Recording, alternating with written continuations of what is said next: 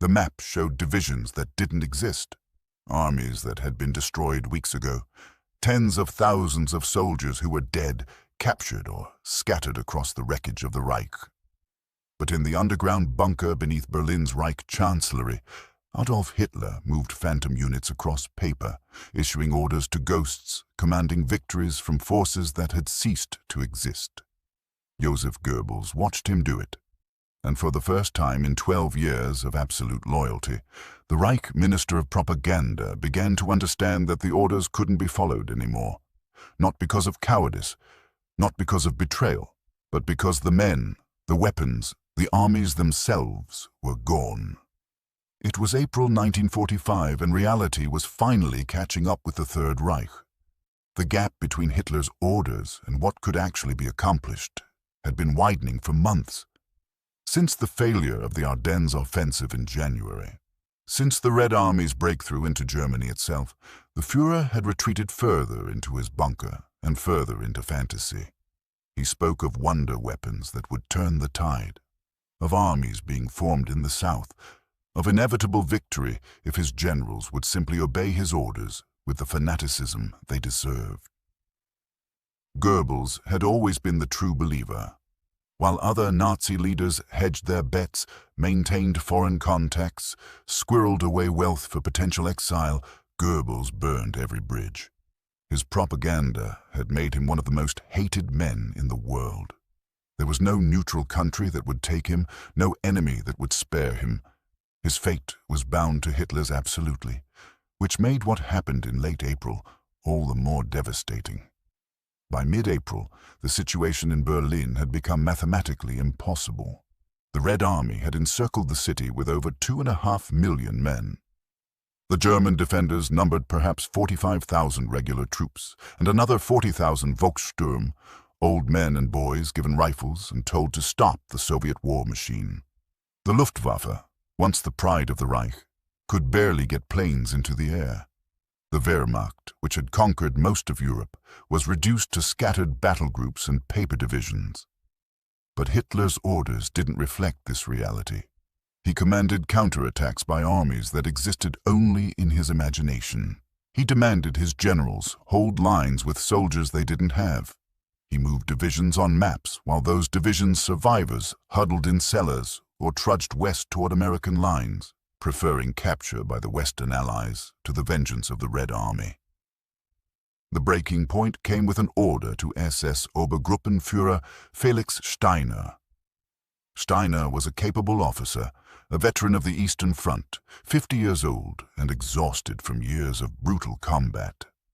In mid-April, he commanded what was grandly called Army Detachment Steiner, a collection of depleted units, Luftwaffe ground troops with minimal infantry training, and Volkssturm militia, who barely knew which end of a rifle to point at the enemy. His actual combat strength was perhaps 10 to 15,000 men, many of them teenagers or middle-aged conscripts. On April the 21st, Hitler summoned his remaining military staff to the bunker. The Red Army had broken through the final defensive lines north of Berlin. Soviet tanks were less than 20 kilometers from the city center. The encirclement was nearly complete. Hitler announced his solution. Steiner would attack from the north with his army detachment. He would cut through the Soviet forces, relieve Berlin, and drive the Red Army back. It was presented not as a desperate gamble, but as an obvious tactical move.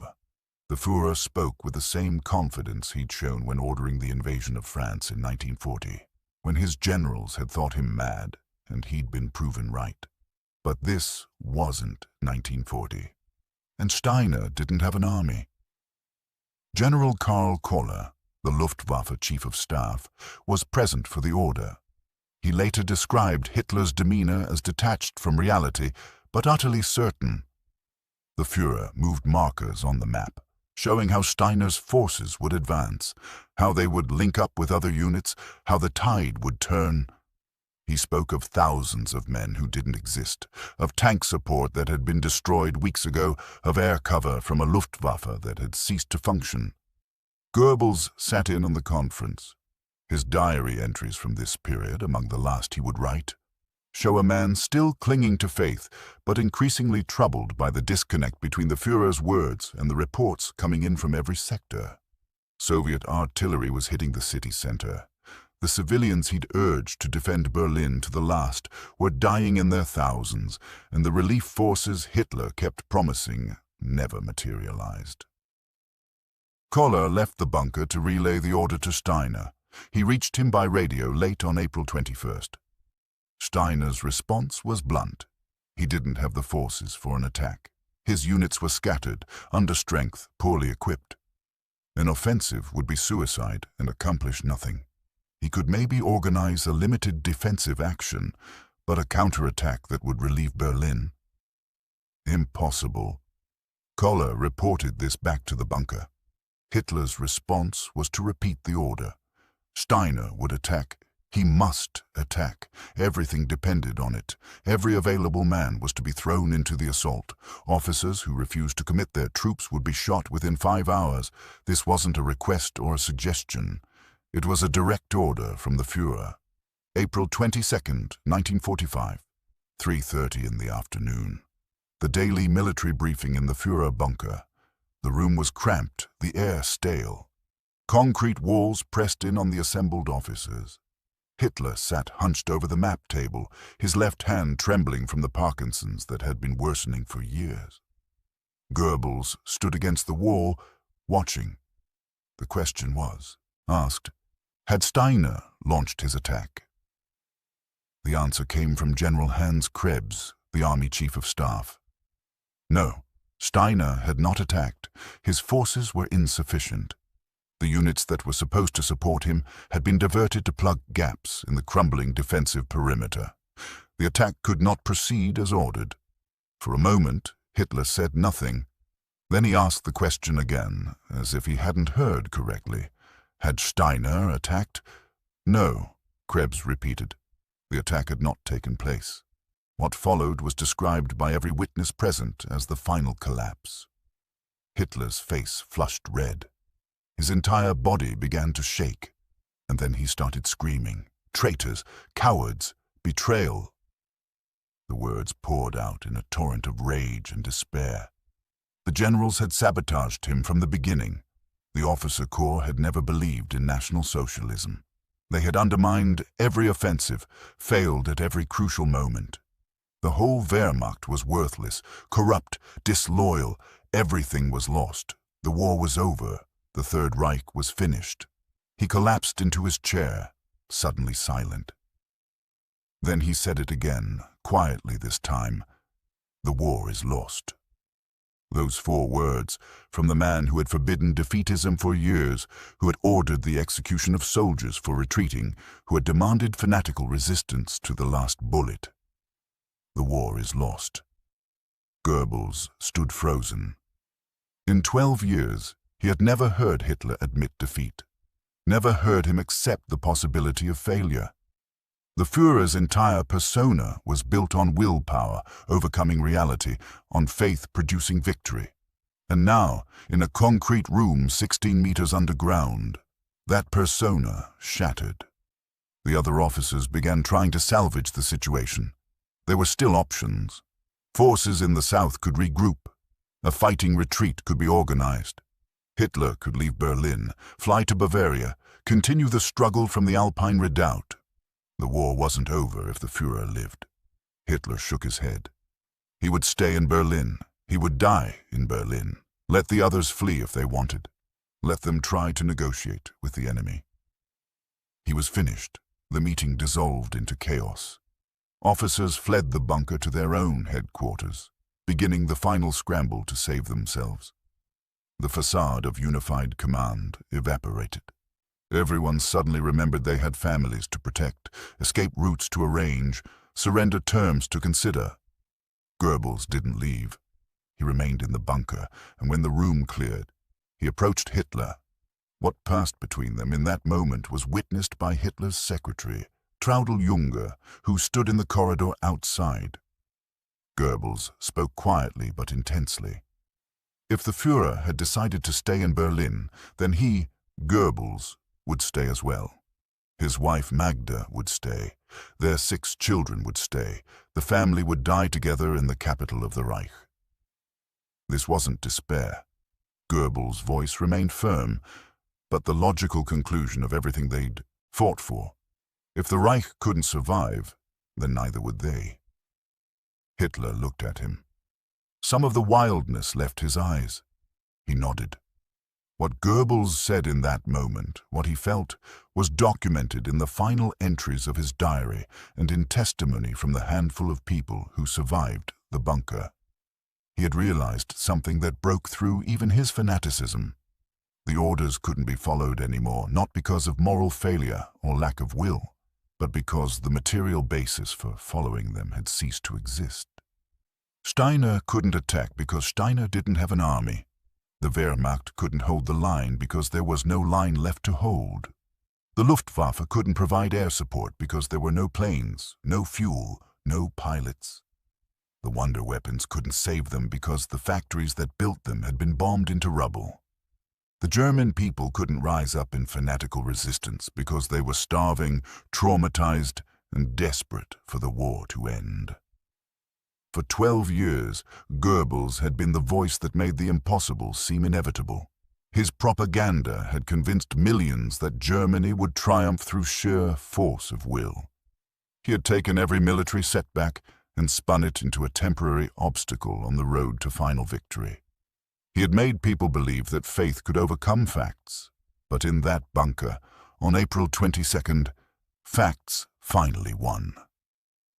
The diary entry he wrote that night, one of his last, shows a man still trying to maintain the ideological framework even as reality demolished it.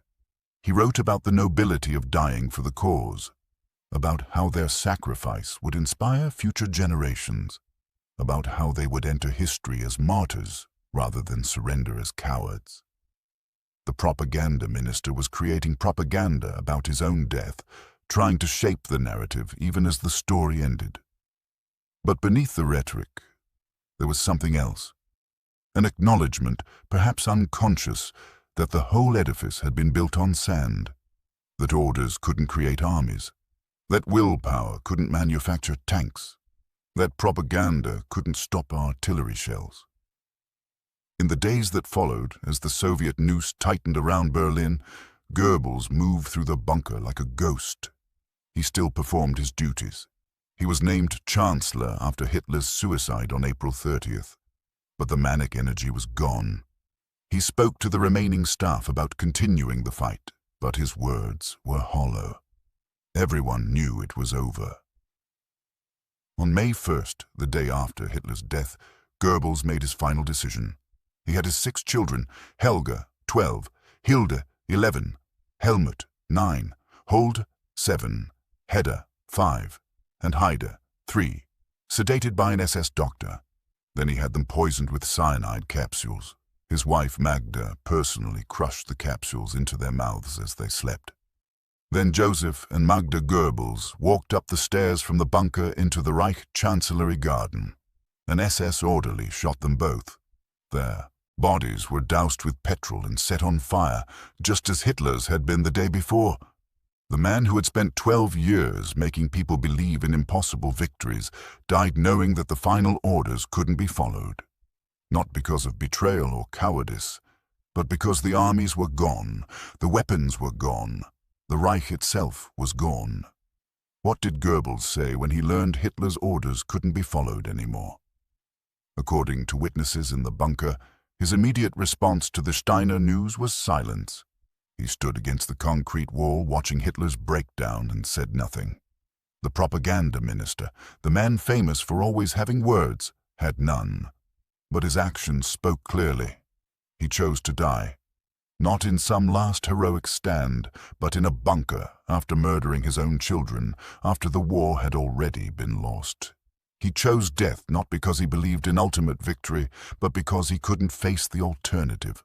A world where the orders couldn't be followed, where the faith had been proven false, where reality had the final word. In the end, Goebbels understood what Hitler never quite grasped. That you cannot command ghosts, cannot order phantom divisions to attack, cannot will victory into existence through force of belief alone. The orders couldn't be followed anymore because there was nothing left to follow them with. The Third Reich had spent its last soldiers, fired its last bullets, burned through its last reserves of both material and faith. What remained in that bunker in April 1945 wasn't a government or an army or even a cause. It was just men in a concrete hole, issuing orders to people who didn't exist, commanding victories that couldn't happen, maintaining the pretense of power until the very end.